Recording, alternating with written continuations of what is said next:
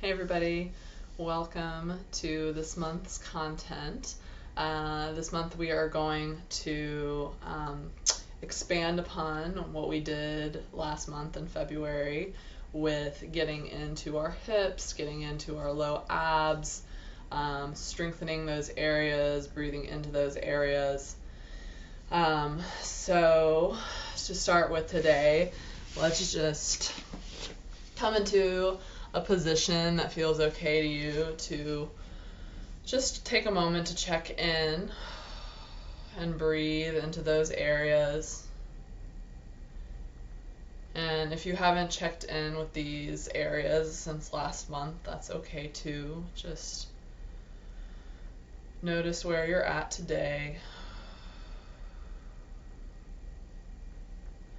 Start to invite your belly to soften.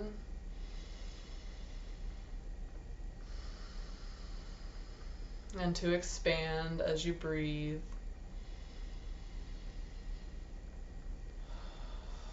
Invite your sits bones, those bones in your butt, invite them to connect with the floor or your chair.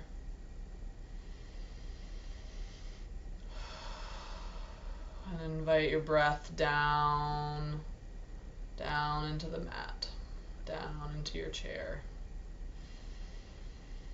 Taking a moment again to just feel held by the surface beneath you. Inviting muscles in your face and in your jaw to start to drop. Inviting your shoulders and your elbows to soften. Inviting your spine to have a little more room. Noticing if your body wants to move side to side or forward and back. And honoring whatever movement you need to take right now. Maybe noticing once again your room that you're in.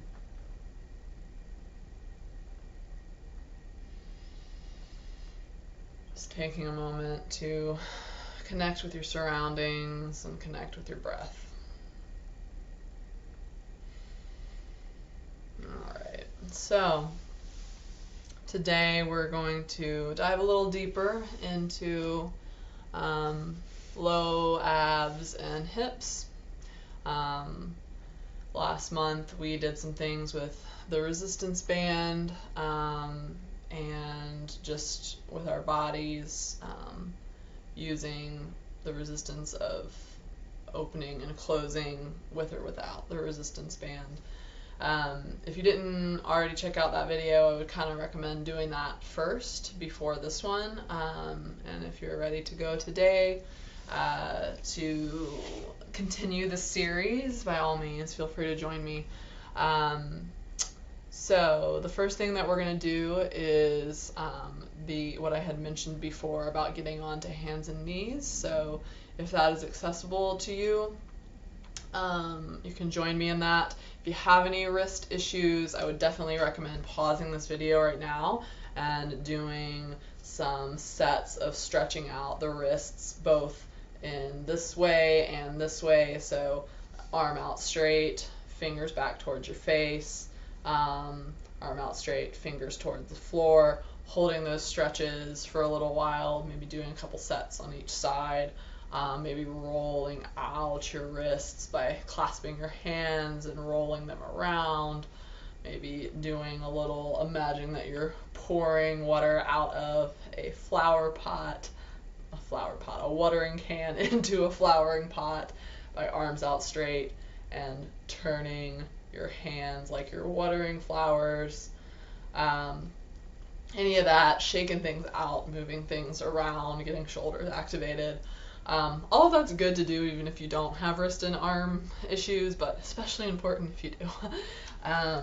So if you are okay getting on hands and knees, you can join me. Some of you might want to have palms planted into the ground. Some of you all might want to have your joints stacked and make a fist where your thumb is free, but your knuckles are all lined up and into the mat.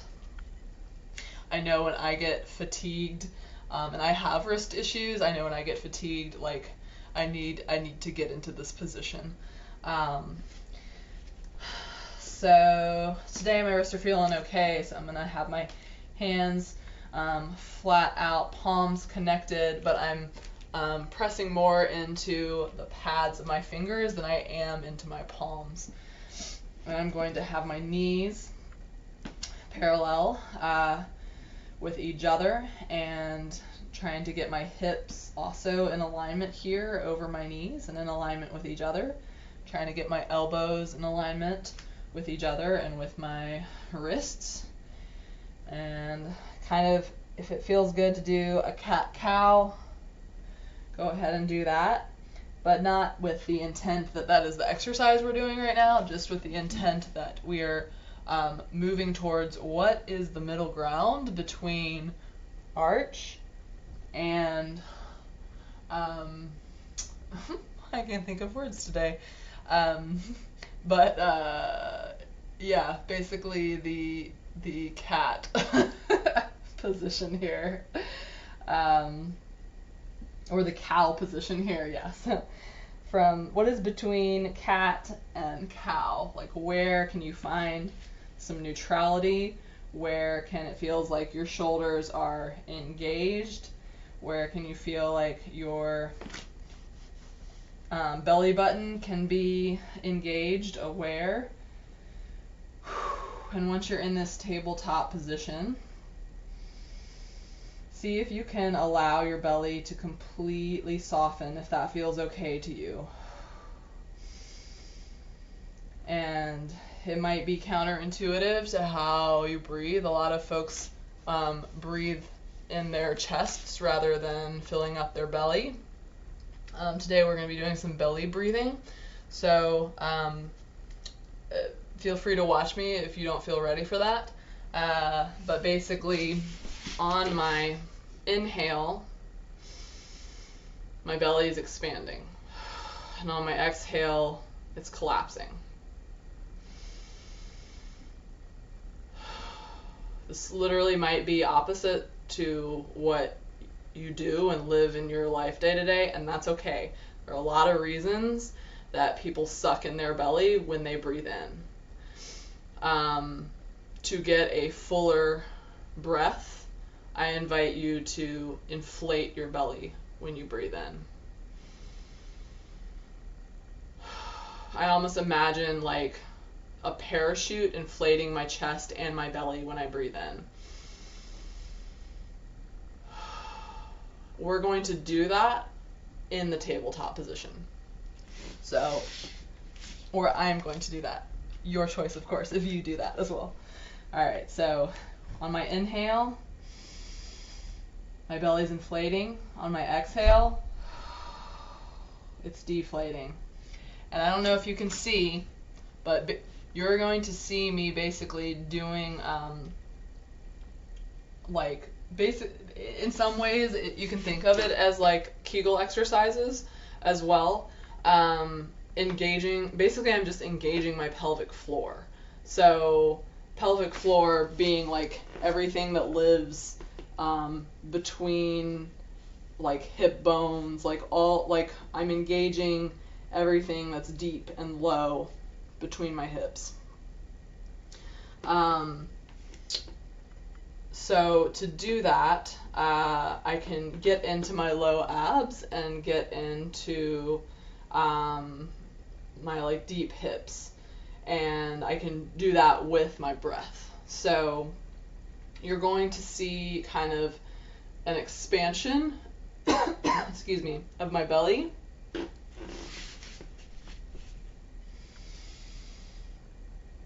Where I'm softening. So things feel softer when I inhale here. And kind of my pelvic floor is like pushing out, like getting softer. And then on my, let's see, so inhale, exhale. So on my exhale, I'm almost kind of tucking my tailbone in more. So you might, I'm actually going to take this sweatshirt off so maybe you'll see more what's happening in my body. All right.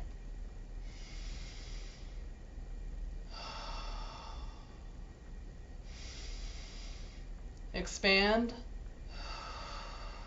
contract.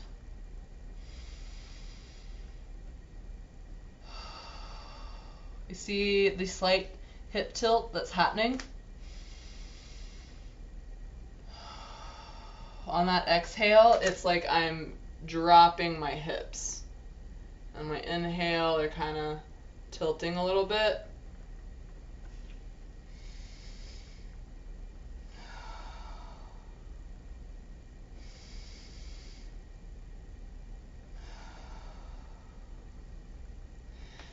If I were to exaggerate this movement,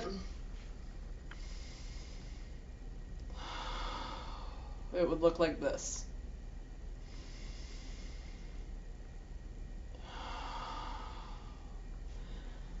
On all fours, it looks like this. Alright, so this is really, getting into an area of our bodies that we don't always live in, but that there is strength in. There can also be a lot stored there. So be gentle with this. If you want to try this today, cool. If you want to try this another day, cool. If this is something you never want to try in your life, cool. Like, know it is an option. It's there. It's available if it feels available to you. I realized a minute ago I got off my hands and knees to show you what it looked like exaggerated. If being on hands and knees isn't accessible to you, you can do what I'm doing right now. Either just on your knees here, or standing, or sitting in a chair, wherever feels okay. From the place that I just showed you, I'm going to move into bird dog, which might be, for some folks, an exercise you have done in like an exercise class or a yoga class, but often it's done so quickly that we kind of lose track of our abs and our low hips and our low abdominals. I can never say that word. Low abs. Which feels unfortunate to me because that is what the exercise slash pose has the ability to engage. So I showed you the breath, like the pelvic floor breath first, to then be able to integrate into the bird dog exercise. And what that would look like, so to remind you or to let you know what I'm talking about, so bird dog is this one where your opposite hand and opposite arm come out. However, you can do this with that breath that I just showed. And again, don't, just like last month, don't worry too much about, am I breathing, am I inhaling and exhaling at the correct time? Just like find a rhythm that makes sense for you. The important thing is that you're breathing.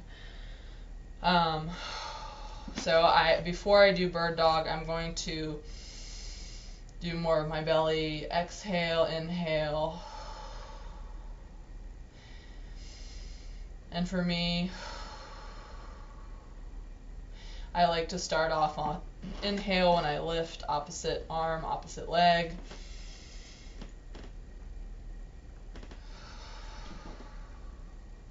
If you need to start off with just experimenting with an arm and that's it, cool. Or just a leg and that's it, cool. It's going to take building up strength to be able to actually do this exercise properly. So a lot of times people will just kind of like be waving in and out in all kinds of ways. But with this exercise, keeping the integrity of your pelvis, keeping things tight and strong and like aware and tucked in here, and moving from that place of strength is going to take some time and some practice. So I believe in building up and like layering this work instead of trying to just like go for it immediately. So if staying here and practicing breathing is where you're at right now, that just leave it at that for today. If trying out one leg and keeping your strength through your arms is where you're at today, cool. I don't want this hip that is still connected through my leg into the mat. I don't want that hip to like really tilt in some kind of wild way. I want to be able to almost keep it stationary as I lift my other leg up straight and back. Same with the hand, like my hand. I want to keep things stacked and strong to lift my other hand. And I want to be able to keep things stacked and strong through my spine, through my pelvis, if I'm doing both opposite hand, opposite arm at once. And you can alternate.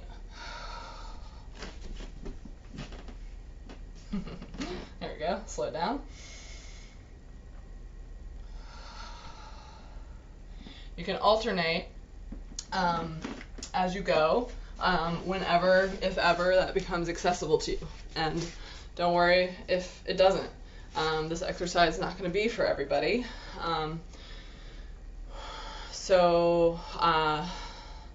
Yeah, play around with that if you want. Wanted to show you all a few other options for today. So we can move into a standing position right now, if that's okay for folks. I'm just going to have to adjust my camera. Give me one moment. Alright, let's see how that goes. Alright, that might be a little too much. Adjust again. Yes, trying to figure out stuff like this in a studio is always interesting. Okay, that's a little better. Cool. Alright, so you can do these with or without a band around your knees. For me, I like a band to kind of remind me to keep my hips squared and keep my knees squared, and also add a little extra strength here. Alright, so let's actually just start without weights. I'm going to show you at some point what it looks like to add in weights. Alright, so we're just going to do a squat to start off with. So again, my band is around the top part of my knees. That's adding a little bit of extra to the squat. So keeping my heels aligned, my knees aligned, my hips aligned, my shoulders aligned. I'm going to engage my core. I might even practice some of that breath first to engage my core, and then I can start my squats. Breathing into my hips, breathing in to my low abs.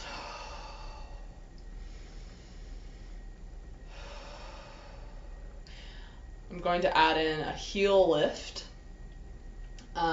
which if you have any ankle problems, maybe don't add this in. If you need to loosen up your ankles first, please do. Maybe do some ankle rolls out first. But for me, what that looks like is I'm coming down in my squat, coming up, and I'm going to keep on going up into my heels. So you can add that little bit of layer if you'd like a little full body, not full body, but like more of low body activation. If you want to add on another layer, you can add whatever set of weights feel good for you. These are just 5 pounds.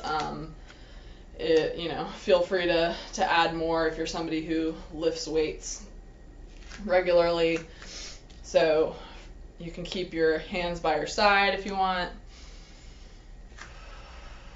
Going up on your toes. And I'm really just still trying to notice my low abs and my hips as I do this.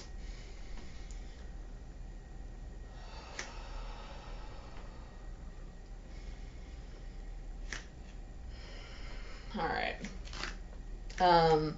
Another one. So instead of getting the ankles involved, I'm going to get my shoulders, my upper body involved. This is kind of connecting head to foot. But still maintaining awareness of core, of hips at the same time. Feel free to play with this one later if it doesn't feel like the right time for you to do this, or if you're having any upper body issues going on right now. For me, I'm just going to do my squat, come on up, and then I can come into an arm raise. I can do this either just straight up, my elbows in,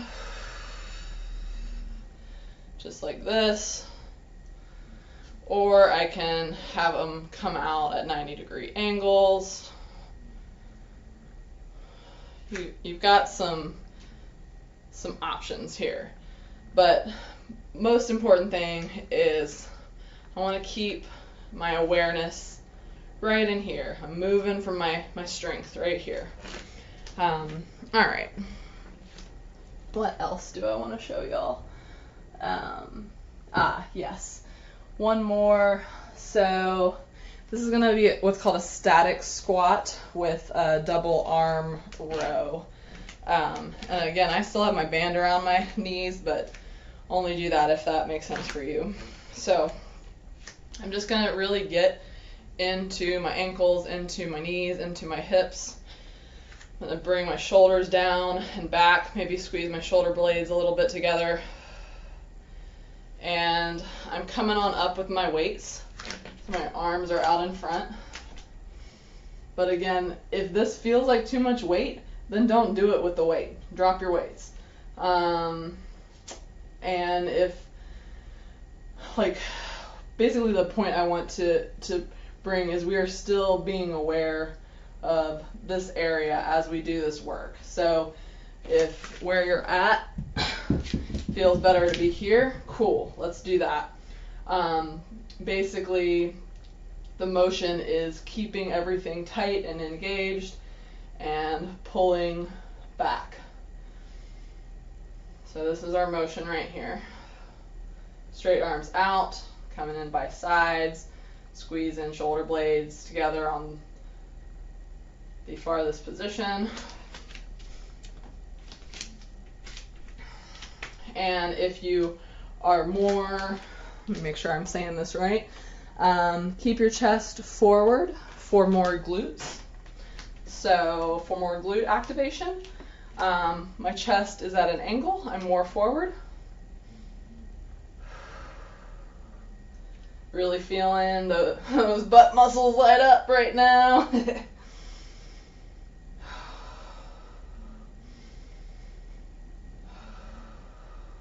If you want to get more into your quads, stand up straighter, have your chest up.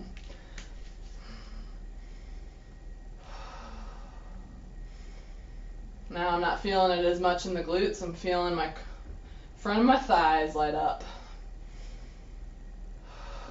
All right. And again, listen to your body with the reps. If you're feeling fatigue, listen to that fatigue. Don't plow through it.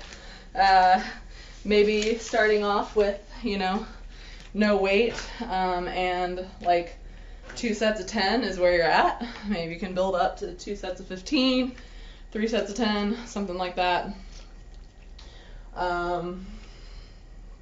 3 sets of 8, wherever you can maintain the integrity of